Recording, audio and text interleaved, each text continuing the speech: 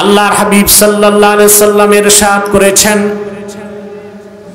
কোন মুমিন যখন ইলমে দ্বীন শিক্ষার জন্য ঘর থেকে বের হয়, ওয়া ইন্নাল মালাইকাতা লা তাদাউ আজনিহাতাহা রিদান লিতালিবিল ইলম, কোরআন শিক্ষার জন্য, হাদিস শিক্ষার জন্য, দ্বীন শিক্ষার জন্য মুমিন যখন ঘর থেকে বের হয়, মুমিনদের পদতলে আল্লাহর ফেরেশতারা নূরের পাখা সম্মান হিসেবে বিছায় দেয়। মন্ত্রী এমপি আসলে লাল গালিচার সংবর্ধনা দেয়, ওটা তো পচা পাটের চটের তৈরি সামান্য গালিচা। আপনারা হেঁটে এসেছেন ফেরেশতাদের পাখায় পা রেখে। আপনারা এই মর্যাদা পাবেন কয়েক ঘন্টার জন্য, আর মাদ্রাসায় যারা পড়ে ওরা পাবে যতদিন মাদ্রাসায় থাকবে, দিন শিখতে হাঁটবে ততদিনের জন্য। বলেন আপনি এসেছেন, আকাশে জমিনে নদী আর সমুদ্রে আপনাদের জন্য দোয়া চালু হয়ে গেছে, খুশি হন নাই? তো পুরুষের কণ্ঠে বলেন সুবহানাল্লাহ। ওয়াস্তাগফিরু লাহু মান ফিস সামাওয়াতি ওয়াল আরদ, মুমিন যতক্ষণ ইলমে দ্বীন শিক্ষার জন্য ঘরের বাইরে থাকে, আল্লাহর আকাশে জমিনে যত মাখলুকাত আছে সব আল্লাহর কাছে তাদের জন্য গুনাহ মাফের দোয়া করে। এমনকি নদী আর সমুদ্রের কোটি কোটি মাছ ইলমে দ্বীন শিখতে যারা ঘর থেকে বের হয় তাদের জন্য আল্লাহর কাছে গুনাহ মাফের দোয়া করতে থাকে। খুশি আছেন? বেশি না কম? বেজার শুধু শয়তান। বেজার কে? শয়তান বেজার, তার চেলা চামুন্ডারাও বেজার। অবশ্য শয়তানের চেলা চামুন্ডার সংখ্যা এখন কমছে। কমছে না কিছু? আগে তো কোরআন শরীফের মাহফিল শুনলেই এক শ্রেণীর লোকের কলিজায় আগুন লাগতো, মাহফিল বন্ধ করে দিত, শর্ত দিত মাহফিল করতে 34টা শর্ত। ডিজে পার্টি, বাউল গান আর কনসার্টে কোনো শর্ত ছিল না, মাহফিল করতে শর্ত ছিল। এখন আর কোনো শর্ত নাই, আলহামদুলিল্লাহ। যারা বাধা দিত তারা দেশে নাই, কিছু আছে জেলে, কিছু আছে জঙ্গলে। দূরবীন দিয়ে খুঁজলে দেখবেন অধিকাংশই আছে আসাম এবং ত্রিপুরার জঙ্গলে। কাঁটাতারের বেড়ার ওপার থেকে উকি দিয়া দেখে সোনার বাংলা কেমন আছে, দেখে সবাই আছে তারাই নাই। ঠিক না? প্রিয় ভাইরা, শয়তান বেজার। আপনার যে এসে বসে আছেন, শয়তান কি খুশি না বেজার? শয়তান কি মুনাজাতের আগে উঠাতে পারবে? সেজন্য আমাদেরকে নেক নিয়ত করতে হবে। আমরা পারবো? আমরা নিয়ত করছি কিছুক্ষণ পরে আজকের মুনাজাত করে গুনাহ মাফ করে নিষ্পাপ বেহেশতি আল্লাহওয়ালা হয়ে বাড়ি যেতে চাই। কারা কারা হাত তুলে আল্লাহ তাআলাকে দেখা। আসুন আমরা তেলাওয়াতের মাধ্যমে আলোচনায় প্রবেশ করছি। আমি আজকে তেলাওয়াত করেছি সূরাতুল আ'লা থেকে দুটো আয়াত। বলুন তো ভাই, কোন সূরা? কোরআন কারিমে সূরাতুল আ'লা 87 নম্বর আয়াত। সূরাটিতে 19টি আয়াত আছে। কয়টি? এর মধ্যে আমি দুটো আয়াত তেলাওয়াত করেছি। কয়টি? আসুন আমরা তা শুনি আল্লাহ তাআলা কি বলেছেন। আল্লাহ পাক বলেন, কদ আফলাহা মান তাযাক্কা ওয়া যাকারা ইসমা রাব্বিহি ফাসাল্লা, নিশ্চিত সফলতা লাভ করেছে সেই যে তার হৃদয়কে পবিত্র করল, তার রবের নামে জিকির করলো, 5 ওয়াক্ত নামাজ পড়লো। আল্লাহ সার্টিফাইড করেছেন আমার সে বান্দা 100% সফল হয়ে গেল। সুবহানাল্লাহ বলবেন না? আমরা কি সফলতা চাই? সবাই। পাগল আর নির্বোধ ছাড়া এমন কোনো মানুষ নেই সফলতা চায় না। কৃষিজীবী চায় তার কৃষিকাজে সফলতা, কত দ্রুত বাম্পার ফলন হবে। ব্যবসায়ী চায় তার ব্যবসায় সফলতা, কম পুঁজি কত জলদি আঙ্গুল ফুলে কলা গাছ হওয়া যায়। রাজনীতিবিদ চায় রাজনীতিতে সফলতা। মানুষ তো মানুষ, ইতর প্রাণী যেগুলো আছে এরাও কিন্তু সফলতা চায়, চায় না? দেখেন আপনি একটা বিড়াল গাছে উঠতে চেষ্টা করে, একবার পারে না, চেষ্টা করে 10 বার, সফল হয় কিনা? মান্দার গাছ ছাড়া সব গাছে উঠতে পারে। ছোট্ট একটা বাবুই পাখি কত সফলভাবে ঘরটা বানায়, দেখছেন? বাবুই পাখি দেখেন নাই? হাতে রাখো, এত সুন্দর দামি নাম লেখা আর নিচে রেখে দিচ্ছে।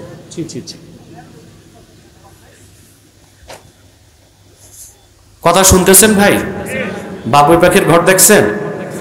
সুনিপুণ দক্ষতায়, শৈল্পিক ছান্দিসিকতায় বাবুই পাখি যে ঘরটা বানায়, পৃথিবীর কোনো ইঞ্জিনিয়ার বানাতে পারবো এরকম ঘর?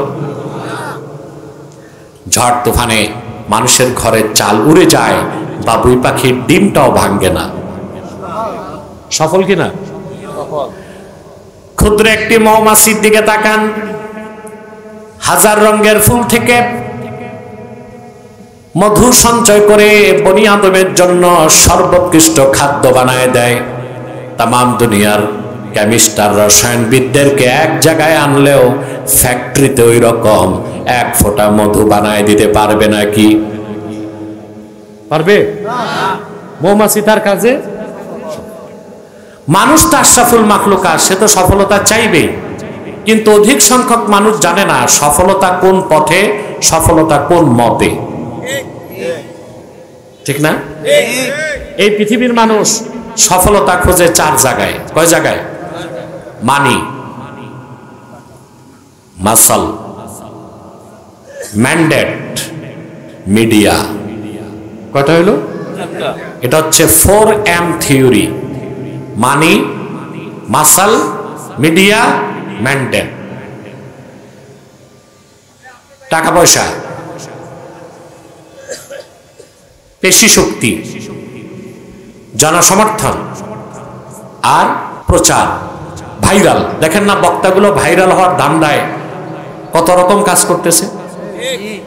কিছু বক্তা ভাইরাল হতে পরিকল্পিতভাবে স্টেজে কমিটির সাথে ঝগড়া লাগায়, ভিউজ বাড়াইতে। ঠিক না? আজে বাজে কথা বলে, কৌতুক করে, অভিনয় করে, সব হচ্ছে ভাইরাল হওয়ার ধান্দা। এই সফলতা খুঁজে কয় জায়গায়? মানি, মাসল, ম্যান্ডেট, মিডিয়া। এই একটা পথেও সফলতা নাই। সফলতা কোন পথে তা তো জানেন, মানুষের যিনি স্রষ্টা আল্লাহ তিনি। কোরআন কারীমে আল্লাহ রাব্বুল আলামিন বলেন, ইন্না খালাকনাল ইনসানা মিন নুতফাতিন আমশাজিন নাবতালিহি ফাজআলনাহু সামিআম বাসীরা। ইন্না হাদাইনাহুস সাবিলা ইম্মা শাকিরাও ওয়া ইম্মা কাফুরা। আল্লাহ রাব্বুল আলামিন বলেন, আমি মানুষকে সৃষ্টি করেছি তার পিতার এবং তার মায়ের বীর্যের মিশ্রণ থেকে। অতঃপর মানুষকে করেছি শ্রবণ শক্তি সম্পন্ন এবং চক্ষুষ্মান। অতঃপর পথ দেখায় দিছি, কোনটা হেদায়েতের পথ, সফলতার পথ, কোনটা গোমরাহির পথ, ব্যর্থতার পথ। তাদের মধ্যে কেউ সফলতার পথকে গ্রহণ করে কৃতজ্ঞ বান্দা হবে, আর কেউ ব্যর্থতার পথকে গ্রহণ করে অকৃতজ্ঞ বান্দা হয়ে যাবে। সফলতার পথ কে দেখায় দিছেন? মানুষের জীবনে চূড়ান্ত সফলতার জন্য আল্লাহ মাত্র 3টা কাজ দিছেন। কয়টা? আপনাকে তো সারা রাত ওয়াজ শোনার দরকার নাই, আমি কম সময়ে বেশি কথা কিছু বলছি আপনাদের ইহকালীন কল্যাণ, পরকালীন সফলতা ও মুক্তির জন্য। আল্লাহ পাক বলেন, কদ আফলাহা মান তাযাক্কা, সফলতা লাভ করলো সেই যে তার হৃদয়কে পবিত্র করলো। ওয়া যাকারা ইসমা রাব্বিহ, তার রবের নামে জিকির করলো। আমার দিকে তাকান, আমি জানি না আপনার এই এলাকার লোক কোন টাইপের শ্রোতা। আপনাদের এই সাইডে কিছু শ্রোতা আছে, এরা সঙ্গীত টঙ্গীত পছন্দ করে, ঠিক না? নাচানাচি লাফালাফি করলে মনে করে খুব সুন্দর ওয়াজ হচ্ছে। তারপর কিছু শ্রোতা আছে কৌতুক গল্প শুনতে চায়, লাইলি মজনুর কেচ্ছা। প্রিয় ভাইরা, আল্লাহর কোরআন থেকে কথা বলার চেয়ে শ্রেষ্ঠ কোনো ওয়াজ নাই, কিন্তু তা শোনার জন্য লাগবে মেজাজ, সুস্থ মেজাজ আর সুরুচি, বিবেক বুদ্ধি জ্ঞান, ঠিক না? আমার বিশ্বাস শ্রোতাদের অধিকাংশই এই ফার্স্ট কোয়ালিটি শ্রোতা। আলহামদুলিল্লাহ বলেন। সফলতার জন্য আল্লাহ কয়টা কাজ দিয়েছেন? তিনটা। প্রথম হচ্ছে হৃদয়কে পবিত্র করতে হবে, 2 নাম্বার হচ্ছে রবের নামে জিকির, 3 নাম্বার হচ্ছে 5 ওয়াক্ত নামাজ। সুবহানাল্লাহ। বসেন, স্টেজে কোনো উঠানামা করবেন না। এখন হৃদয় পবিত্র করার অর্থ কি এটা বুঝতে হবে না? আমার নিজস্ব কোনো বক্তব্য দিব না, 3 জন বিশ্ববিখ্যাত মুফাসসিরের স্টেটমেন্ট আপনাদের শোনাচ্ছি। তার কারণ কোরআন শরীফ থেকে মন গড়া ব্যাখ্যা দেওয়া হারাম, কত ক্ষেত্রে তা কুফর। আমাদের দেশে সব জায়গায় লেখা থাকে বিশাল তাফসিরুল কোরআন মাহফিল, শোনা যায় তাফসির একদিক বক্তা একদিক। কদ আফলাহা মান তাযাক্কার ব্যাখ্যায় বিশ্ববরণ্য মুফাসসির ইমাম সুয়ুতি রাহমাতুল্লাহ লেখেন, কদ আফলাহা মান তাযাক্কা আয় তাহহারা কলবাহু মিন আয় কদ আফলাহা মান তাযাক্কা আয় তাহহারা কলবাহু বিল ঈমান। সফলতা লাভ করলো সেই যে ব্যক্তি ঈমানের নূর দিয়ে তার অন্তরকে পবিত্র করলো। বলেন সুবহানাল্লাহ। কি দিয়ে? বিশ্ববরণ্য আরেকজন মুফাসসির আল্লামা ইমাম ইমাদউদ্দিন ইবনে কাসির রাহমাতুল্লাহি আলাইহি, তিনি তার তাফসীরের মধ্যে লেখেন, কদ আফলাহা মান তাযাক্কা আয় তাহহারা কলবাহু বিনাশ শিরকি ওয়াল কুফরি ওয়াদ দানাস। নিশ্চয় সফলতা লাভ করলো সেই যে তার হৃদয়কে পবিত্র করলো শিরক থেকে, কুফর থেকে আর বাতিল আকীদা থেকে। সুবহানাল্লাহ বলেন। বিশ্ববরণ্য আরেকজন মুফাসসির আল্লামা ইমাম ফখরুদ্দিন রাজি, তিনি তাফসীর কবীরের মধ্যে লেখেন, ইন্না মারাতিবা আমালিল মুকাল্লাফি সালাসা। আল্লাহর বান্দার আমলের 3টা স্তর। তার প্রথমটা হলো ইজালাতু আকাইদিল ফাসিদাতি মিনাল কলব, ঈমান আনার মাধ্যমে হৃদয় থেকে শিরক আর কুফরকে সম্পূর্ণ ঝেড়ে মুছে সাফ করে নেওয়া। সুবহানাল্লাহ বলবেন না? তো বিশ্ববরণ্য 3 জন মুফাসসিরের স্টেটমেন্ট শুনলাম, হৃদয় পবিত্র করার অর্থ হচ্ছে ঈমান আনা আর শিরক কুফর জোরে বলতে হবে। আরে ভাই কথা বলো। শিরক কুফর দূর করা। আমি জানি না আপনাদের মুখে ললিপপ কিনা, কথা বলতে হবে। আমি কবরস্থানে না মাহফিলে, আমাকে সাপোর্ট দিতে হবে। আপনাকে মাইক খুব একটা সাপোর্ট আমাকে দিচ্ছে না, আপনাদের সাপোর্ট লাগবে। তো হৃদয় পবিত্র করার অর্থ হচ্ছে ঈমান আনা, শিরক কুফর। সুবহানাল্লাহ বলেন। আমরা হৃদয় পাক বুঝি না, বলে ভদ্রলোক হিন্দু হইলে কি হবে, মনটা ভালো। যার ঈমান নাই তার আবার মন ভালো হয় কেমনে? মন ভালো, মন পবিত্র তার যে ঈমান আনছে, আর যার ঈমান নাই তার মন কখনো ভালো হতে পারে না, ওইটা অপবিত্র হৃদয়। মাইকম্যান আওয়াজটা একটু ধরে রাখছে, ছেড়ে দিবে আরেকটু বাড়বে, ইকো না হয়। সম্মানিত সুধী, যার হৃদয় পাক সে নিজে পাক। হৃদয় পবিত্র, ব্যক্তি পবিত্র। হৃদয় অপবিত্র, ব্যক্তি অপবিত্র।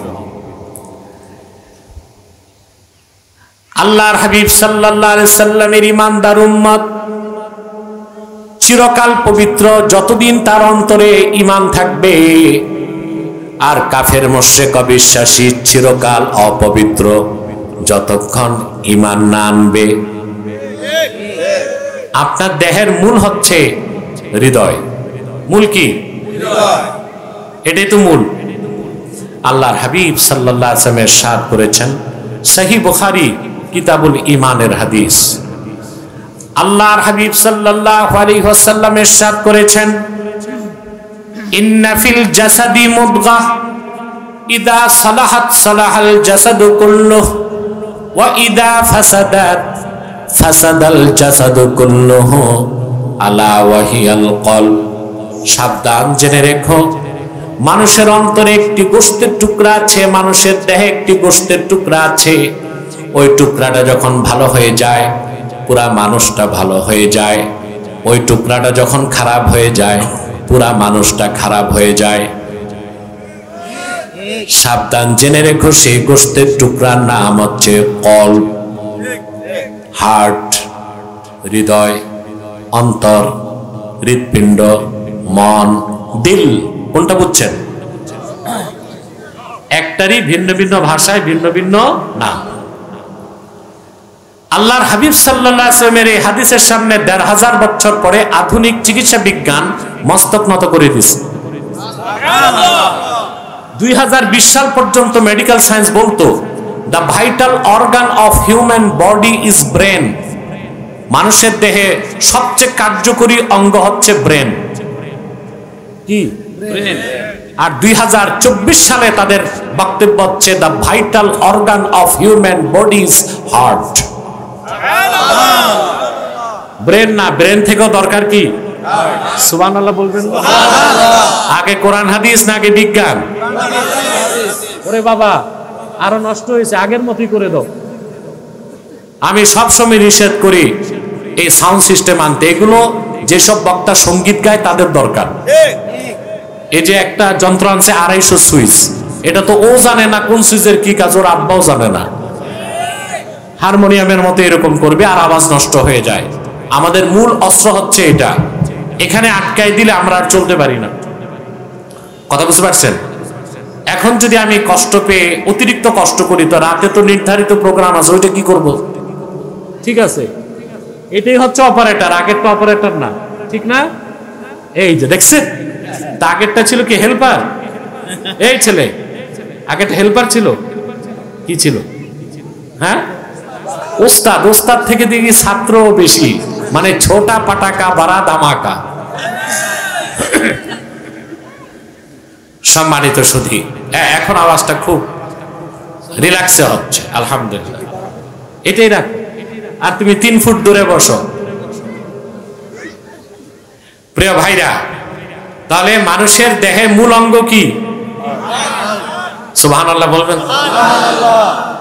আমি বলে থাকি human body as like state, heart is the capital of this state. মানুষের দেহ যদি হয় একটা রাষ্ট্রের মতো, অন্তর হচ্ছে সে রাষ্ট্রের রাজধানীর মতো। আপনারা জানেন মডার্ন ওয়ার পলিসি, আধুনিক যুদ্ধ নীতি বলে রাজধানী যার দেশ তার। রাজধানী যার বাংলাদেশ, এটার প্রমাণ পাইছেন আগস্টের ৫ তারিখ। ১৫ বছর হরতাল মিছিল মিটিং করছেন সারা দেশে, মাইর খাইছেন। আর ছাত্র জনতা যখন রাজধানী দখল করছে, দেশ আপনাদের হয়ে গেছে। রাজধানী যার দেশ। একই রীতি আমরা দেখলাম সিরিয়াতে। বাশার আল আসাদ কুখ্যাত শিয়া সম্প্রদায়ের সবচেয়ে নিকৃষ্ট সুফিয়ানা গোত্রের লোক, একেবারে নাস্তিক। 11টা বছর সে ৫ লক্ষ মানুষকে হত্যা করেছে। ১,২০,০০,০০০ মানুষ উদ্বাস্ত হয়েছে। টার্গেট করে ৩০,০০০ সুন্নি আলেমকে হত্যা করা হয়েছে। একজন যুবক শেখ উসামা বিন লাদেনের হাতে গড়া সৈনিক আহমদ শেরা জুলানি, যারে বললে চিনেন, মাঠে নামছে মাত্র ৬০টা বন্দুক নিয়ে। কয়টা? আল্লাহ নুসরত আসছে, ট্যাঙ্ক কামান সব পাইল, অভিযান শুরু করলো। 11 দিনের অভিযানে দামেস্ক দখল হয়েছে। আপনাদের লেডি পালাইছে ৪৫ মিনিটে, আর সিরিয়াল লেডা পালাইছে 15 মিনিটে। লেডা মানে জেন্টস, কিন্তু আমি একটু কৌতুক করলাম। এটা পালাইছে ৪৫ মিনিটে, ওইটা পালাইছে। তাহলে রাজধানী যার। শয়তান এটা ভালো করে জানে, সেজন্য সে মানুষের নাক কান দখল করে না, দখল করে রাজধানী, অন্তর। মিশকাত শরীফের হাদিস, আল্লাহর হাবিব সাল্লাল্লাহু আলাইহি সাল্লাম ইরশাদ করেছেন, আশ-শায়তানু জাসিমুন আলা কলবি বানি আদম ইদা যাকারা ফাখানাসা ওয়া ইদা গাফালা ফাওয়াসওয়াসা ওয়া ফি রিওয়ায়াতিন ইদা যাকারাল্লাহ ফাখানাসা ওয়া ইদা গাফালা ফাওয়াসওয়াসা। আল্লাহর হাবিব ইরশাদ করেছেন, শয়তান বনি আদমের অন্তরে আসন গেড়ে বসে যায়। বান্দা যখন আল্লাহর জিকির করে শয়তান পালায়, বান্দা যখন আল্লাহর জিকির থেকে বঞ্চিত হয় শয়তান ওয়াসওয়াসা দেয়। তাহলে মানুষের দেহটা যদি হয় রাষ্ট্রের মতো, অন্তর হচ্ছে রাজধানীর মতো, সুবহানাল্লাহ বলবেন না? যার অন্তর পবিত্র সে পবিত্র, যার অন্তর অপবিত্র সে অপবিত্র। মুমিন কখনো নাপাক যতক্ষণ ঈমান আছে, কাফের কখনো পাক হতে পারে না যতক্ষণ ঈমান না আনবে। আমি বুঝতে পারছি তো? কাদ আফলাহা মান তাযাক্কার মানে হচ্ছে ঈমান আনার মাধ্যমে হৃদয়কে পবিত্র করা। সুবহানাল্লাহ বলেন। ঈমানের নূর ছাড়া অন্তর কখনো পবিত্র হতে পারে না। এই সবকটা বাড়ি যাবে? কথা বলেন। রাসূলুল্লাহর ঈমানদার উম্মত কখনো নাপাক হয়? আমি একটু বুঝাই। সহিহ আল বুখারীর হাদিস, আল্লাহর হাবিব সাল্লাল্লাহু আলাইহি ওয়াসাল্লাম ইরশাদ করেছেন, সুবহানাল্লাহ ইন্নাল মুমিনা লা ইয়ানজুসু হাইয়ান ওয়ালা মাইয়াতা। সকল পবিত্রতা আল্লাহর জন্য, আমার উম্মতের মুমিন কখনো নাপাক হয় না, জীবিত থাকলেও পবিত্র, মৃত্যুর পর পবিত্র। আওয়াজ করে বলেন সুবহানাল্লাহ। মুমিন কখনো জীবিত থাকলেও পবিত্র, মৃত্যুর পরেও পবিত্র। এখন আপনাদের একটা ভুল ভেঙে দিচ্ছি। আপনি বলবেন মুমিন কখনো নাপাক হয় না, তো গোসল ফরজ হয় কেন? প্রশ্ন আছে? আপনারা মনে করেন স্ত্রীর কাছে গেলে গোসল ফরজ মানে নাপাক হইছেন, তাই মনে করি না। মুমিন তো কখনো নাপাক হয় না। আপনার উপর গোসল ফরজ হয়, আপনি হন জুনুব। কি হন? জুনুব, জুনুবি। নাপাককে আরবিতে বলা হয় নাজাস। গোসল ফরজ হলে কি নাজাস বলা হয় না, জুনুব? আপনি তো নাপাক হন না। আল্লাহ কি বিয়ে শাদী দিয়েছেন প্রতি রাতে নাপাক হইতে মুসলমানকে? জুনুবকে। আম্মাল জুনুব ফাহুয়াল্লাযী ওয়াজাবা আলাইহি গুসলুল জানাবা। যার উপর জানাবাতের গোসল ফরজ হয়েছে তাকে বলা হয় জুনুব। তার মানে মুমিন স্ত্রীর কাছে গেলে নাপাক হয় না, গোসল ফরজ হয়। ভুলটা ভাঙলো? আরেকটা মাসালা বলি, শীতকাল ভালো লাগবে, দরকারে আসবে, তবে শীত চলে গেছে। বাংলাদেশে কথা আছে, মাগে কাপে বাগে। মাগে কাপে বাগে। দেখা যায় মাঘ মাসে আপনি যুবক মানুষ, স্ত্রীর সাথে ফিজিক্যাল রিলেশন হয়েছে, গোসল ফরজ না? রাত 12টায় কষ্ট করে পুকুরে যায়, ঠক ঠক করে কাপে আর গোসল করে। বেটা, তোমারে আহাম্মক এত কষ্ট করতে কে বলছে? চুপচাপ ঘুমায় থাকো। গোসল ফরজ তো তখন না। গোসল ফরজ কখন হবে? ইদা দাখালা ওয়াক্তুল ফাজরে। ফজরের টাইম এন্ট্রি করলে গোসল ফরজ। সুবহানাল্লাহ। এর আগে গোসল ফরজ? হ্যাঁ, যদি আপনি কোরআন তেলাওয়াত করতে চান, নামাজ পড়তে চান, তখন ভিন্ন কথা। নতুবা চুপচাপ আরাম করে ঘুমায় থাকবেন। আরামের পরে আরাম দরকার। মজার বিনিময়ে যদি সাজা নেন, তাহলে শীতকালে একদিন বিবির কাছে গেলে পুরা 6 মাস আর গোজাবে না ভয়তে। রাত 12টায় পুকুরে গোসল করে। তাহলে আমরা মাসালা না জেনে অনর্থক কষ্ট করি, ঠিক না ভাই? তাহলে মুমিন কখনো নাপাক যতক্ষণ ঈমান, কাফের কখনো পাক যতক্ষণ অন্তরে কুফর আছে। আমি বুঝাইতে পারলাম? তাইলে এই এতটুক আলোচনা থেকে শিক্ষা কি নিচ্ছি? শিক্ষা হচ্ছে জীবনে আর যাই করি ঈমান নষ্ট করব না, শিরক আর কুফর করব না।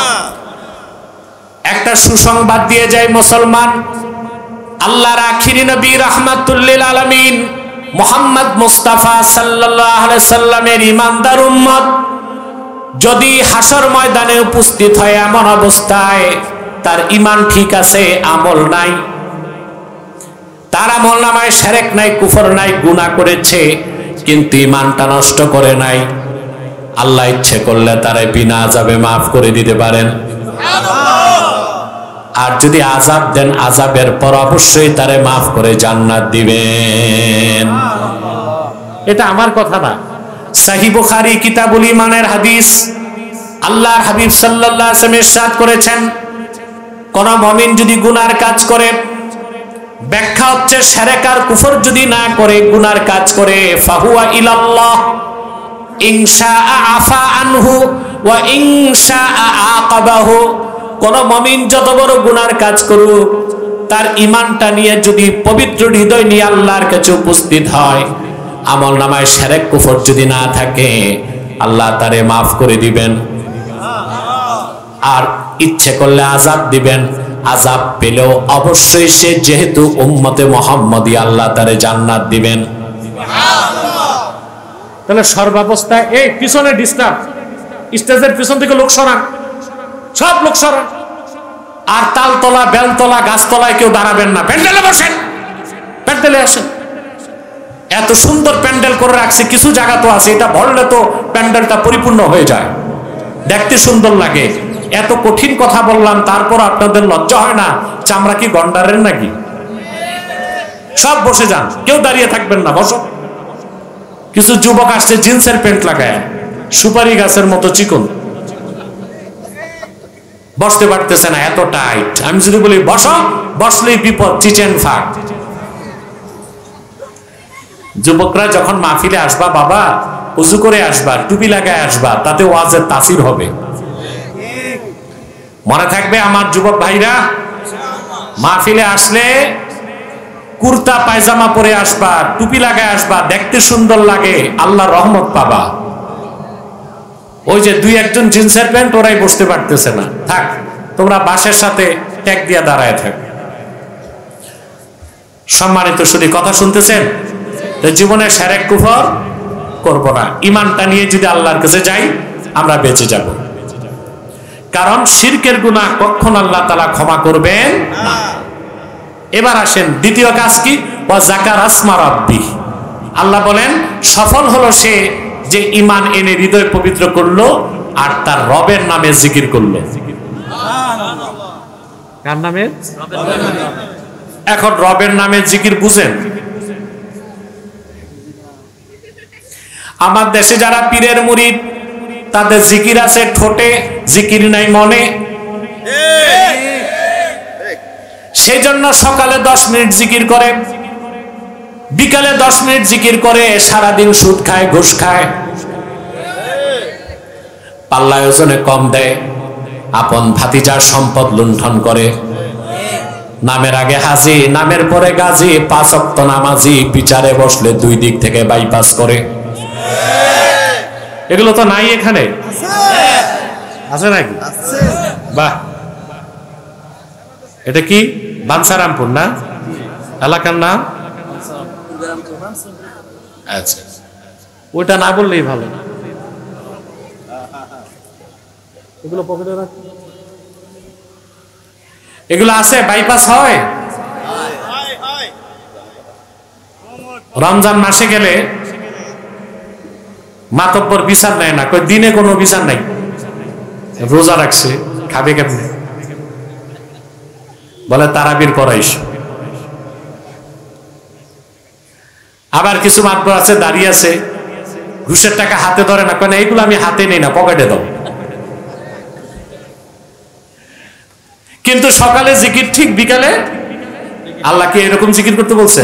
না, মুখের জিকির মনে না আসলে জিকিরে কাজ হবে না। ইমামে ফখরুদ্দিন রাজির একটা বক্তব্য শুনিয়েছিলাম শুরুতে, ইন্না মারাতিবা আমালিল মুকাল্লাফি সালাসা, বান্দার আমলের 3টা স্তর। প্রথমটা হচ্ছে ঈমান আনার মাধ্যমে শিরক কুফর দূর করে হৃদয়কে পাক করা। দ্বিতীয় কাজ হচ্ছে ইস্তিহদারু মারিফাতিল্লাহি আযজা ওয়া জাল্লা ফিল কলবে, আমার আল্লাহর মারিফত এবং জিকির এবং স্মরণ এবং ভয় অন্তরে রাখতে হবে। যার অন্তরে আল্লাহর জিকির আছে, ভয় আছে, স্মরণ আছে, সে কোনোদিন সুদ খাবে না, ঘুষ খাবে না। দুর্নীতি করবে না, চাঁদাবাজি, টেন্ডারবাজি, দাগাবাজি কিছুই তো করবে না। করবে? মানুষ ভালো হয় আল্লাহর ভয়তে। আইন কানুন দিয়ে মানুষকে ভালো করা, নিয়ন্ত্রণ করা যায়। আইন কেন? আইন হচ্ছে ফর চেক এন্ড ব্যালেন্স, নিয়ন্ত্রণ করা। কি করা? আর আল্লাহর ভয় মানুষকে নিয়ন্ত্রণ করে না, মানুষকে মানুষ বানায় দেয়। এ দেখেন না, আমেরিকাতে আগুন লাগছিল, ক্যালিফোর্নিয়া এবং লস অ্যাঞ্জেলসে 15 দিনের আগুনে $11,500 কোটি জ্বলে গেছে। আর চুরি হয়েছে আরো $11,500 কোটি। আগুন লাগছে, সুযোগে চোরেরা, লুটপাটকারীরা লুটপাট করছে। আহারে, আমরা শুনি সভ্য দেশের সভ্য মানুষ। তার মানে যতক্ষণ আইন আছে সভ্য, আইন নাই জঙ্গলি রূপ প্রকাশ পায়। ঠিকটাও তো ঠিক মতো করলেন না, ঠিক না? ওখানে লুটপাট করতে কি বাংলাদেশ থেকে চোরেরা গেছিল? ওই দেশে চোরেরা করছে। কথা বলেন। এটা হচ্ছে কল্যাণ রাষ্ট্র, সভ্য জাতি। আইন আছে সভ্য, আইন নাই এটা মানুষের কাজ না পশুর কাজ। ইসলামী রাষ্ট্র মানুষকে শুধু আইন দিয়ে নিয়ন্ত্রণ করে না, আল্লাহর ভয় তাকওয়া দিয়ে নিয়ন্ত্রণ করে। এটাই হচ্ছে ইসলামী রাষ্ট্র এবং ওয়েলফেয়ার স্টেট। ইসলামী রাষ্ট্র আর কল্যাণ রাষ্ট্রের সবচেয়ে বড় পার্থক্য। সেজন্য আমরা কল্যাণ রাষ্ট্র চাই না, আমরা বাংলাদেশে ইসলামী শরিয়া ভিত্তিক একটি শরিয়া রাষ্ট্র চাই, যা মানুষকে নিয়ন্ত্রণ করবে না, মানুষকে মানুষের কাতারে আনবে। সুবহানাল্লাহ বলতে। এটা আল্লাহর ভয় ছাড়া, ঈমান ছাড়া, আল্লাহর ভয় ছাড়া কখনো সম্ভব হয় না। লাগছে আগুন, আর চোরেরা কি শুরু করছে? পানি দিয়া নিভায় নাই, চুরি শুরু করছে। যে বাংলা একটা কথা শুনছেন না, কারো আগুনে ঘর জ্বলে আর কেউ আলু পোড়া দিয়ে খায়। কারো ঘর পুড়ে কেউ আলু পোড়া দিয়ে, এই অবস্থা হয়েছে না ভাই? কথা বলে না। তাহলে আল্লাহর ভয় যখন অন্তরে আসে, মানুষ তখন সেলফ কাউন্টার, গুনাহ থেকে তাকে রক্ষা করতে হয় না, সে নিজেই গুনাহ থেকে বাঁচে। বলেন সুবহানাল্লাহ। আজকে বাংলাদেশের মূল ক্রাইসিস হচ্ছে দুর্নীতি। দুর্নীতি না? আহারে, কত টাকা চুরি হয়েছে 15 বছরে জানেন? আপনাদের প্রত্যেকের মাথা পিছু ঋণ হচ্ছে এখন 1,07,000 টাকা। তার আমার আপনার সবার ঋণ কত মাথা পিছু? 1,07,000 টাকা। হেনরি কিসিঞ্জার আমেরিকার পররাষ্ট্রমন্ত্রী ছিল দ্বিতীয় বিশ্বযুদ্ধের সময়। বাংলাদেশ স্বাধীন হবার পর সে বলেছিল 72 সালে বাংলাদেশ তলাবিহীন ঝুড়ি। হেনরি কিসিঞ্জার গত বছর মরে গেছে, থাকলে আমি ফোন করতাম যে তোমার বক্তব্য পাল্টাও। কি? বাংলাদেশ এখন আর তলাবিহীন ঝুড়ি না, ঝুড়িবিহীন তলা। এখন ঝুড়িবিহীন তলা। আগে ঝুড়ি ছিল, তলা ছিল না, এখন তলা আছে, ঝুড়ি না। চুরি করছে কারা? দুর্নীতিবাজরা। সব আমার দেশের মেহনতি জনতার রক্ত পানি করা ঘামের পয়সা পাচার করছে বেগম পাড়ায়, সুইস ব্যাংকে, ব্রিটেন এবং দিল্লিতে। এখন তোরা ধরা খাইছে, এখন তো বউ যারা আছে বেগম পাড়ায় ডিভোর্স দিতে চায়। তুমি জেলে থাকো, আমার সুখ নষ্ট করো না, যা পাঠাইছো তো। আর দেশে যে অ্যাকাউন্ট গুলো করছে ওগুলো তো নিজের নামে ছিল না, শালার নামে, শালীর নামে, শালার ঘরের শালার নামে। অ্যাকাউন্ট সব জব্দ হইছে। আরে আখেরা তো গেছে, দুনিয়াও, বউ বাচ্চাও। কি দরকার জুলুম করার? পরাজিত শক্তি থেকে আগামীর বিজয়ী শক্তিকে শিক্ষা নিতে হবে। বাংলাদেশ ইসলামের ঘাঁটি, বাংলার মাটি আল কোরআনের ঘাঁটি। ইসলাম, আলেম ওলামা কোরআনের বিরোধিতা করে, মুসলমানকে চ্যালেঞ্জ করে স্বাধীন বাংলার মসনদে কেউ থাকতে পারে নাই, ভবিষ্যতেও থাকতে পারবে না।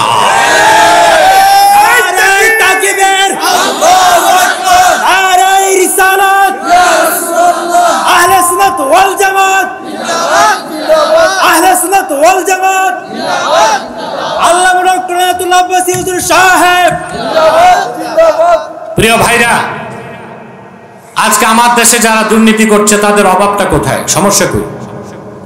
যারা রাজনীতি করছেন তারা শিক্ষিত। আমেরিকার রাজনীতি সহজ, বাংলাদেশের রাজনীতি অনেক কঠিন। আরেকটা কথা বলি, আমেরিকায় গাড়ি চালানো সহজ, বাংলাদেশে? আমেরিকায় যে গাড়ি চালায় নিউ ইয়র্কে, ওরে গুলিস্তানে এনে নামায় দেন, 36টা ঠেকনা খাবে। সামনে বাস, পিছনে ঠেলা গাড়ি, বামে ভ্যান গাড়ি, ডানে হুইল চেয়ার। এরকম আছে দুনিয়ায়? হিলারি ক্লিন্টন বাংলাদেশে এসেছিল, বাংলাদেশ থেকে যাওয়ার পর সে লিখছে, বাংলাদেশের সবচেয়ে অবাক করা বিষয় সে যা দেখলো, যে চোখে দেখে বিশ্বাস করতে চায় নাই যে মানুষ আর গাড়ি একসাথে চলে। পৃথিবীর কোথাও এটা? এজন্য আমি বলি আমেরিকায় গাড়ি চালানো সহজ, আর বাংলাদেশে? যে ড্রাইভার বাংলাদেশে গাড়ি চালাতে পারবে, ও দুনিয়ার সব জায়গায় পারবে। আর বাংলাদেশের রাজনীতিতে যে টিকে যাবে, সে দুনিয়ার যে কোনো জায়গায়। বিদেশে রাজনীতি সহজ, বাংলাদেশে রাজনীতি করতে লাগে দুর্মুজ বাহিনী, পিস্তল বাহিনী, পাতি নেতা, সাথী নেতা, উপনেতা, ঠিক না? রাজনীতি কঠিন বাংলাদেশে। তো যারা রাজনীতি করে তারা তো শিক্ষিত। আবার যারা রাষ্ট্র পরিচালনা করে, ডিপ স্টেটকে নিয়ন্ত্রণ করে, আমলা, সচিব, উপসচিব, ডিসিএসপি, এরা সবাই কিন্তু শিক্ষিত। তো দুর্নীতি করে কেন? তার কারণ হচ্ছে বাংলাদেশের প্রচলিত শিক্ষা ব্যবস্থায় তাদেরকে আমরা ইতিহাস শিখাই, সাহিত্য শিখাই, ভূগোল শিখাই, পৌরনীতি, অর্থনীতি, সমাজনীতি পড়াই, পররাষ্ট্রনীতি পড়াই, বিজ্ঞান শিখাই, বিজ্ঞানের যত শাখা আছে, physics, chemist, zoology, botany, cosmology, সব পড়াই। শুধু তাদেরকে আল্লাহর কোরআন আর রাসূলুল্লাহর হাদিস পড়াই না পুরাপুরি। ইসলাম ধর্ম বইতে কিছুটা পড়াই, কোরআন হাদিস, তাও পুরাপুরি না। বাকি অন্যান্য ডিপার্টমেন্টে মাস্টার্স পর্যন্ত কোরআন হাদিস, আল্লাহর কোরআন আর নূর নবীজি মুহাম্মদ সাল্লাল্লাহু আলাইহি ওয়াসাল্লামের হাদিস, ইসলামের দ্বীনের মৌলিক শিক্ষা আমরা ধর্ম বইগুলোতে কিছুটা পড়াই, ধর্ম বইতে, তাও ক্লাস 10 পর্যন্ত। কিন্তু সকল ডিপার্টমেন্টে মাস্টার্স পর্যন্ত পড়াই না। এজন্য আমরা ভালো ভালো জাদ্রেল রাজনীতিবিদ পাই, কিন্তু ভালো মানুষ পাই না নেতৃত্বে। উচ্চশিক্ষিত ক্যাডার পাই, কর্মকর্তা পাই, কিন্তু ভালো মানুষ পাই না। কারণ যেই ধরনের শিক্ষা অর্জন করলে ইমানদার হওয়া যায়, চরিত্র গঠন করা যায়, তাকওয়া বা আল্লাহর ভয় অন্তরে থাকে, ওই রকম শিক্ষা তাদেরকে শিখাই না। এই জন্য তারা রাজনীতির মাঠে আর বিভিন্ন অফিস আদালতে দুর্নীতি আর চুরি করে দেশের তলা ছিদ্র করে দিচ্ছে, ঠিক কিনা বলেন? তাহলে রবের নামে জিকির, তার মানে কি এটা ব্যাপক অর্থ? অর্থাৎ ঈমান আনার পরে শরীয়তের বিধান মেনে নিতে হবে। সুবহানাল্লাহ। সকাল বিকাল জিকির, মাঝখানে চুরি ডাকাতি, এটা কি জিকির হবে? জিকিরা আরেকটা অর্থ হচ্ছে সর্বক্ষণ আল্লাহ স্মরণ অন্তরে থাকবে। সুবহানাল্লাহ। রমজান মাসে দেখবেন বাঙালি গুনার কাজ করে না, ভয় পায় আল্লাহকে। তা আল্লাহ রমজানে দেখেন আর শাওয়াল মাসে দেখেন না? কথা বলেন।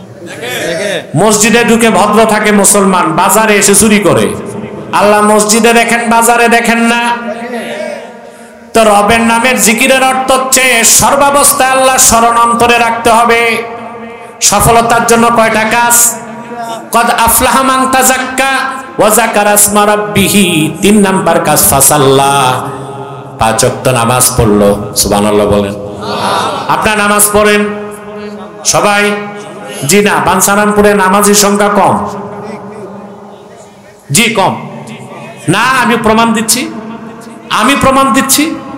জুমার দিন মসজিদ বারান্দা সব ভরে যায়, আসরের সময় এক কাতার। তো এই মুসল্লিগুলো জুমায় যে আসছে, ওরা কি সব ঘর জামাইছিল? তো গেল কই? পরের দিন ফজরে দেখা যায় মুসল্লি 3 জন, ইমাম, মুয়াজ্জিন, খাদেম। বেচারা ইমামের চাকরি না থাকলে বোধহয় সেও ঘুমাইতো, ঠিক না? তাহলে কি নামাজি বেশি বাংলাদেশে না কম? যুবকরা একটা কথাই বলে যায়, তোমাকে প্রশ্ন করি, একটা উত্তর দিবা আল্লাহর ভয় থাকলে। চোর, খুনি, শরাবখোর, জানাখোর বেশি খারাপ না বেনামাজি বড় খারাপ? এটা বুঝে শুনে কইলেন? ইন্না তারিকাস সালাতি, হানাফি মাযহাবে বেনামাজিকে কাফের বলতে পারি না, কিন্তু কোন বেনামাজি নিজেকে মুসলমানও দাবি করতে পারে না। কথা বলেন। আপনার ঈমান আছে না নাই কে জানেন? তা আপনাকে মুসলিম হিসেবে আমি স্বীকৃতি দিব তখন যখন দেখব আপনি নামাজ পড়েন। কথা বলেন। আল্লাহর হাবিব সাল্লাল্লাহু আলাইহি ওয়াসাল্লাম ইরশাদ করেছেন, মান সাল্লা সালাতানা ওয়াস্তাকবালা কিবলাতানা ওয়া আকালা যাবিহাতানা ফাযালিকাল মুসলিম। ঈমান আনার পরে আমাদের সালাত যে পড়লো, আমাদের কিবলা কাবাকে মানলো, আমাদের জবাইকৃত পশুর গোশত খেলো, সে লোকটা মুসলিম। তাহলে বোঝা যাচ্ছে যে ব্যক্তি ঈমান আনার পর নামাজ পড়ে না, তাকে আমরা মুসলিম বলে, পূর্ণ মুসলিম বলে স্বীকৃতি দিতে পারি না। পারি? হানাফিদের মতে বেনামাজি কাফের না, কিন্তু হানাফিরা একটা বিষয়ে একমত, ইন্না তারিকাস সালাতি আকবাহু মিনাত ইন্না তারিকাস সালাতি আকবাহু মিনাজ জানি ওয়াল কাতিলি ওয়াস সারিকি ওয়া মুদমিনিল খামরে। চোর, হত্যাকারী, শরাবখোর, জেনাখোর, এই চারটার চেয়ে খারাপ বেনামাজি। এখন একটা কথা বলি, যদি আমাকে কষ্ট না পান, অনুমতি দেন। চোর, হত্যাকারী, শরাবখোর আর জেনাকার বেশি খারাপ না বেনামাজি? আপনাদের অধিকাংশ মসজিদের সভাপতি আর সেক্রেটারি বেনামাজি। আপনাদের পঞ্চায়েত, সমাজ ও রাষ্ট্রে যাদের নেতৃত্ব দিচ্ছেন অধিকাংশই বেনামাজি। তাদের তো অনেকের ঈমানই নেই, বেঈমান, নামাজ তো দূরে, ঠিক কিনা? আচ্ছা, একটা মসজিদ কমিটির সভাপতি বেনামাজি কোনোদিন হইতে পারে? বাংলাদেশে হয় টাকার জোরে। সেক্রেটারি ঘুষখোর, দেখা যায় সভাপতি ব্র্যাক ব্যাংকের অফিসার, সুদের কারখানায় চাকরি করে, আর সেক্রেটারি সাবেক কর্মকর্তা সচিবালয়ের, একেবারে পেটটা ডাস্টবিন বানাইছে ঘুষ খায়। এখন যে মসজিদের সভাপতি বেনামাজি সুদখোর আর যে মসজিদের সেক্রেটারি বেনামাজি ঘুষখোর, ওই মসজিদের ইমামের চেয়ে বড় এতিম কে? কথা বলে এ তো সুদের বিরুদ্ধে কথা বললে সভাপতি কাশি দেয়, ঘুষের বিরুদ্ধে কথা বললে সেক্রেটারি চোখ মোটা করে, ইমাম মনে করে বেচারা, যাক তোরা জাহান্নামে চৌরাস্তায় যা, আমার চাকরি হারাবার দরকার নাই। ইমাম কবরের বয়ান শুরু করছে, সব খুশি, সভাপতি করে সুবহানাল্লাহ, সেক্রেটারি আলহামদুলিল্লাহ, ইমাম ঠিক, ইমাম ওরে দেশি মুরগি দিয়া ভাত খাওয়াও, দেয় না দেশি মুরগি, খালি পোল্ট্রি। ওই যে এক ইমাম সাহেব কয় দেশি মুরগি পাই না। ইমাম সাহেবরা তো দিবেন নাকি? ইমাম তো নেতা, আপনি কি মেয়ের জামাইরে পোল্ট্রি খাওয়াইবেন নাকি? ইমামদেরকে অবশ্যই দেশি মুরগি দিতে হবে।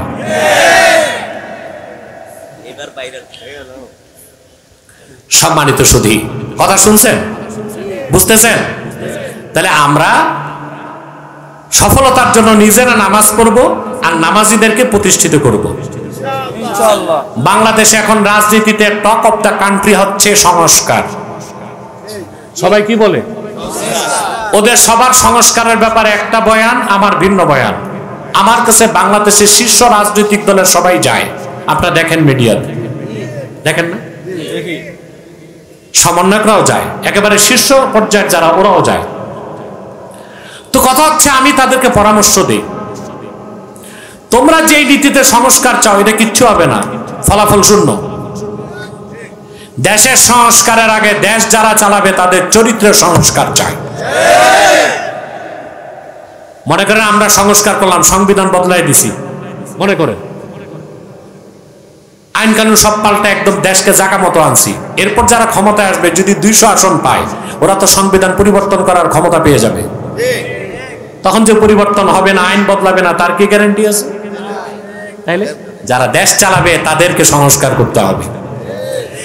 দেখেন ভাই, সংস্কার ডক্টর ইউনূসের হাতে না, আমাদের হাতে।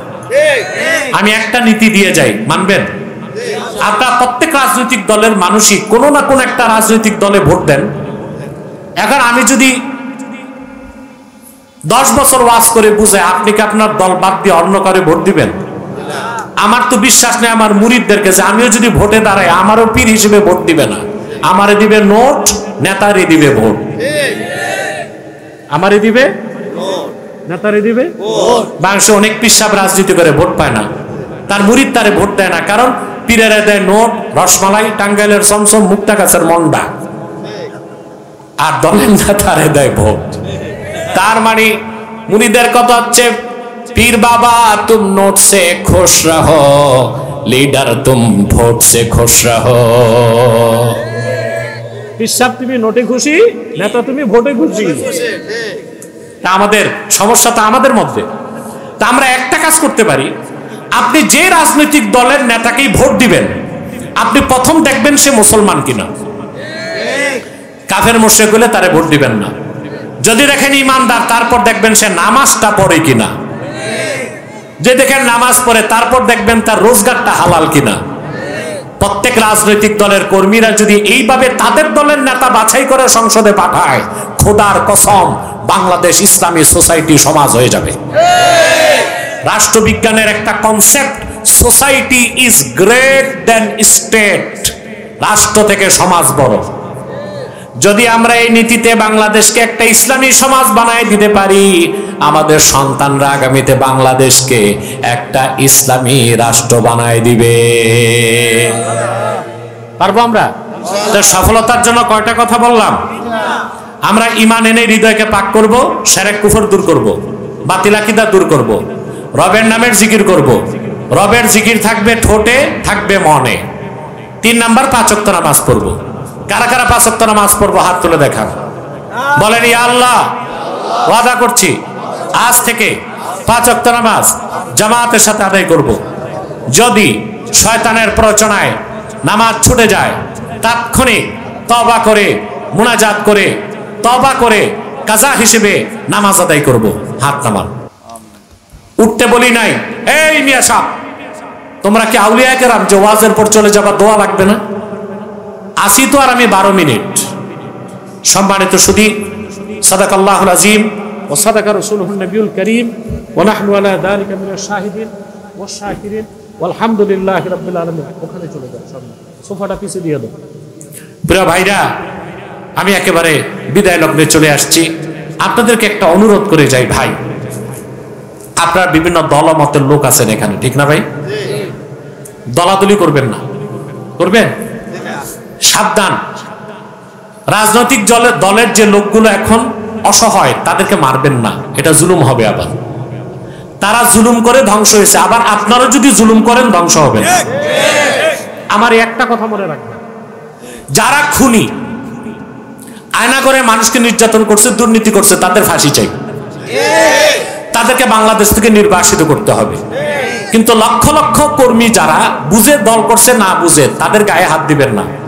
যদি মুসলিম হয় মাফ করে দিবেন, তওবার সুযোগ দিবেন, সংশোধনের পথ দেখাবেন। পারবেন না? কারণ যদি আপনারা নিজেরা, দেখা যায় আপনি বিএনপি করেন, আপনার চাচাতো ভাই আওয়ামী লীগ, আপনার জ্যাঠাতো ভাই জামাত, একই ঘরে কিন্তু 3 দল। এখন যদি দলে দলে মারামারি করেন, বাংলাদেশে সিভিল ওয়ার, গৃহযুদ্ধ হয়ে যাবে। আর এটা সুযোগ খুঁজতেছে পশ্চিমা দুনিয়া। তখন তো দেশ হারাবেন।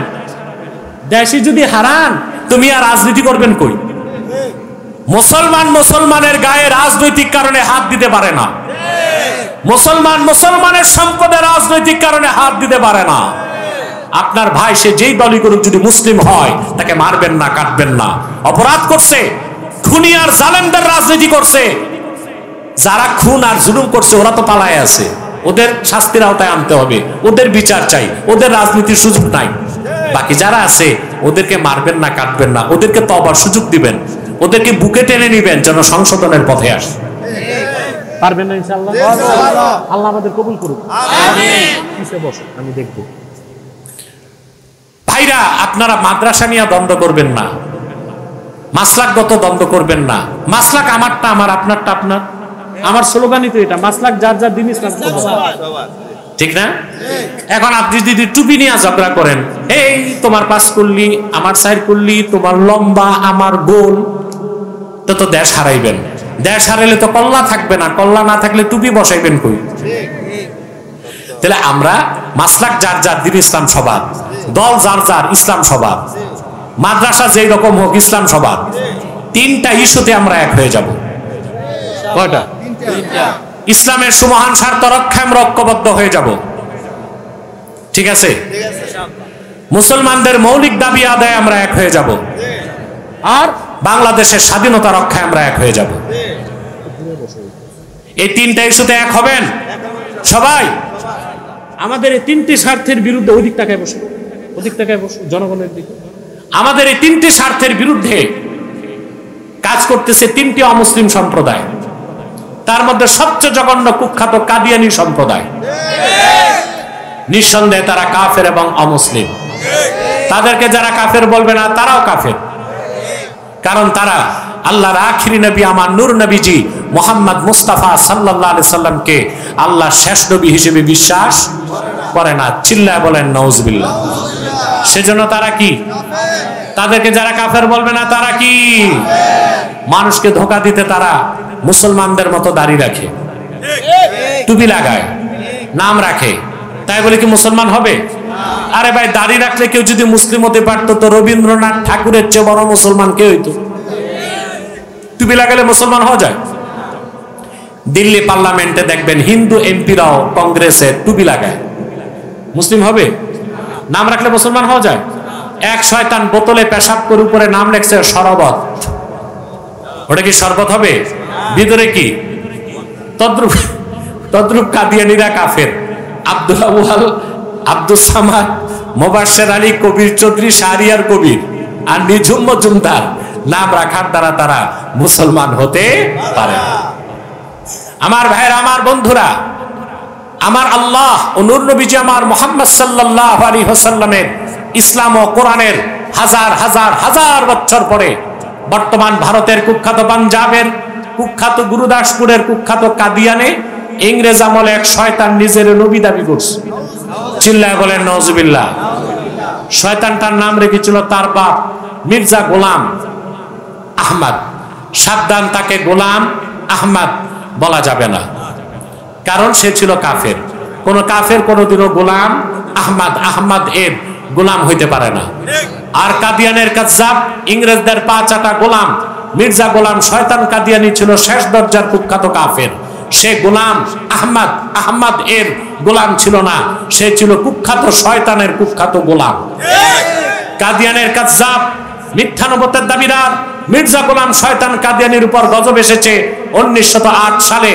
যখন গজব এসেছে, কাদিয়ানের কাজ্জাব, মিথ্যানবতের দাবিদার, ইংরেজদের পা চাটা গোলাম মির্জা গোলাম শয়তান কাদিয়ানি 1908 সালে ধ্বংস হয়ে কুখ্যাত জাহান্নামের কুখ্যাত কুকুরে পরিণত হয়েছে। তার অনুসারীরাও ধ্বংস হয়েছে। বর্তমানে কিছু কাদিয়ানি বাংলাদেশে আছে, যাদের আস্তানা বেশি আপনাদের বিবাড়িয়ায়, আর আস্তানা আছে পঞ্চগড়ে। তারা তাদের উপাসনালয়কে মসজিদ বলে। সাবধান, কাদিয়ানীদের উপাসনালয়কে মসজিদ বলা যাবে না, আপনাদের ঈমান নষ্ট হয়ে যাবে। হিন্দুদের উপাসনালয় মন্দির, খ্রিস্টানদেরটা গির্জা, বৌদ্ধদেরটা প্যাগোডা। কাদিয়ানীরা তো তাদের চেয়ে বড় কাফের, তাদের উপাসনালয় মসজিদ হতে পারে না, সেটাও একটা শয়তানি আস্তানা। নাম পরিবর্তন করে করে তারা মিথ্যা পরিচয় দেয়। কখনো নিজেদের পরিচয় দেয় আহমদী জামাত, কখনো বলে আহমদিয়া জামাত, কখনো বলে আহমদী সম্প্রদায়, কখনো বলে আহমদিয়া সম্প্রদায়, কখনো বলে আহমদী মুসলিম জামাত, কখনো বলে আহমদিয়া মুসলিম জামাত। সাবধান, যত কাদিয়ানি ছিল আছে থাকবে, তারা কেউ আহমদী জামাত নয়, আহমদিয়া জামাত নয়, আহমদী সম্প্রদায় নয়, আহমদিয়া সম্প্রদায় নয়, আহমদী মুসলিম জামাত নয়, আহমদিয়া মুসলিম জামাত নয়, তারা শয়তানি জামাত। কুখ্যাত জাহান্নামের কুখ্যাত কুকুরের দল। আমাদের সকল দলের একটাই দাবি, কি হেফাজত, কি জামাত, কি খেলাফত, কি বিএনপি, কি আওয়ামী লীগ, সকল দল, কি কওমি, কি আলিয়া, সকল মাসলাকের একটাই দাবি, অনতিবিলম্বে স্বাধীন বাংলায় শয়তান কাদিয়ানীদেরকে রাষ্ট্রীয়ভাবে অমুসলিম ঘোষণা করতেই হবে, করতেই হবে, করতেই হবে। এই দাবি আদায়ে যদি জানমাল দিতে হয়, কারা কারা প্রস্তুত আছেন হাত তুলে দেখা। নারে তাকবীর, আল্লাহু আকবার, নারে রিসালাত, ইয়া রাসূলুল্লাহ। আমার ভাইরা, শয়তান কাদিয়ানীদেরকে অর্থনৈতিক সহযোগিতা করবেন না, করবেন? আপনারা করেন। প্রাণ কোম্পানির যত জিনিস তাদের, সিজান, আরএফএল এগুলো তাদের, প্রথম আলো, ডেইলি স্টার, কালের কণ্ঠ এগুলো তাদের। এগুলো ধরবেন না, কিনবেন না, বেচবেন না, মনে থাকবে? আরেকটি অমুসলিম সম্প্রদায় আমাদের তিনটা স্বার্থের বিরুদ্ধে কাজ করছে, এটা হচ্ছে ঈসাই জামাত, খ্রিস্টানদের একটা গোপন দল। 1975 সালে মাঠে নামছে। তাদের এই পর্যন্ত 2.5 লক্ষ পরিবারকে খ্রিস্টান বানাইছে। তারা নিজেদের পরিচয় দেয় ঈসাই তরিকাভুক্ত জামাত। মানুষকে খ্রিস্টান বানানোর পর বলে তোমার পরিচয়, বলে ঈসাই জামাত। বলে তার অর্থ তুমি ঈসার উম্মত মুসলমান। ঈসার উম্মত মুসলমান না খ্রিস্টান? তারা বাংলাদেশে ব্যাপক কাজ করছে খ্রিস্টান ধর্মের, তাদেরকে রুখে দাঁড়াতে হবে। রাজি আছেন? আরেকটি অমুসলিম সম্প্রদায় থেকে সাবধান, এটা হচ্ছে হিজবুত তাওহীদ। এটা হিজবুত তাওহীদ না, হিজবুত শয়তান। তাদের কাজ ওলামায়ে কেরাম থেকে জাতিকে সরায় দেওয়া। আপনারা জানেন যে বকরির পালের রাখাল নাই, ওই বকরি যায় বাঘের পেটে, আর যেই জাতির নেতৃত্বে আলেমরা নাই, ওই জাতি যায় বিজাতির খপ্পরে। আল্লাহ আমাদেরকে এই সব ফিতনা থেকে দেশকে বাঁচাবার তৌফিক দান করুক, আমাদেরকে বেঁচে থাকার তৌফিক দান করুক, জাতিকে সঠিকভাবে নেতৃত্ব দেবার তৌফিক দান করুক। বলেন আল্লাহুম্মা আমিন। আসুন আমরা মুনাজাতের প্রস্তুতি নিচ্ছি। 11 বার ইস্তেগফার পড়ুন, 3 বার সূরা ইখলাস পড়ুন, 1 বার সূরা ফাতিহা পড়ুন। যে ভাইরা দাঁড়িয়ে আছো বসো।